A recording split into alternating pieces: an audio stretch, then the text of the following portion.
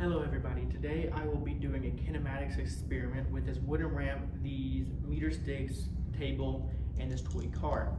Now before I begin, I will say I will not be doing the full experiment as it is difficult to record and do this experiment, especially with little human error.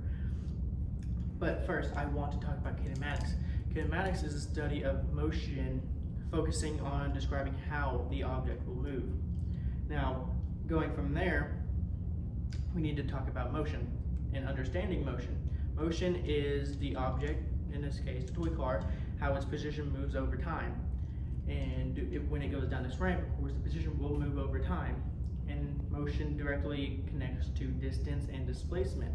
Distance is the total path traveled by the object, the toy car in this instance. Displacement is essentially the total path from the starting point to the ending point, wherever that may be, depending on the experiment you want to do. Then that also leads into velocity. Now, velocity is how quickly displacement changes over time, and the formula for velocity is v equals d over t. V being velocity, d is displacement, and t is time. So velocity equals displacement over time.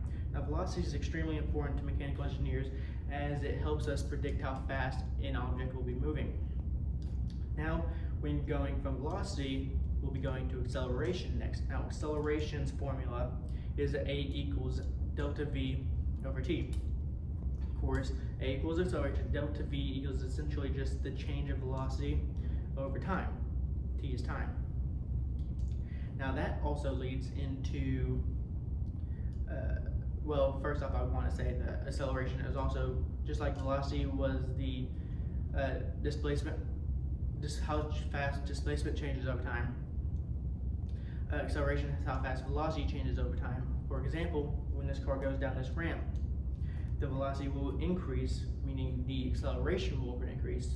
And I will go ahead and just let it go down real quick.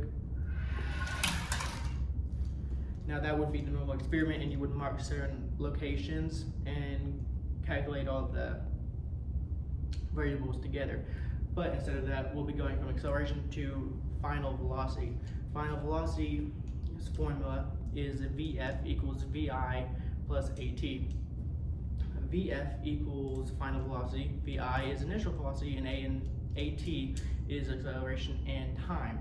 Now, final velocity is very important to mechanical engineers and engineers in general, as it helps predict how fast an object will be moving after accelerating for a certain time.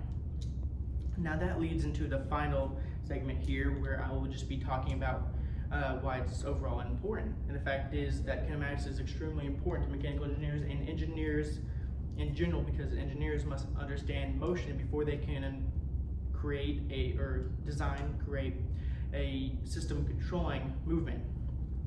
Without kinematics, mechanical engineers in general could not design or predict systems with machines or even vehicles. That concludes my kinematics experiment. Please let me know with any reviews if you'd like to see a different type of experiment or have any questions.